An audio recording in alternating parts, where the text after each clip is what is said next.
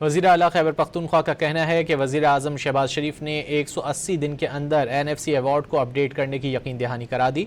Media से गुफ्तगू में बताया कि शहबाज शरीफ ने यकीन दहानी कराई है कि अगर 180 दिन में इत्तेफाक राय ना हुआ तो फिर सदारती ऑर्डर के जरिए NFC को अपडेट किया जाएगा। नए NFC अवार्ड में जमशुदा अजला का माली हिस्सा शामिल किया जाएगा। शहबाज शरीफ साहब की तरफ से ये वादा किया गया कि 180 दिन के अंदर अंदर NFC अपडेट होगा,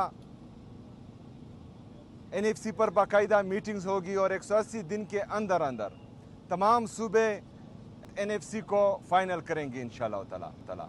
अगर 180 दिन के अंदर तमाम सूबे हमारे कबायली अजला के हकूक़ पर मुतफिक नहीं हुए तो शहबाज शरीफ साहब ने कहा कि मैं समरी प्रेसिडेंट साहब को भेजूंगा और प्रेसिडेंशियल आर्डर से हमारा 7th NFC अपडेट होगा जिसमें हमारे कबायली अजला का शेयर शामिल होगा इंशाअल्लाह ताला।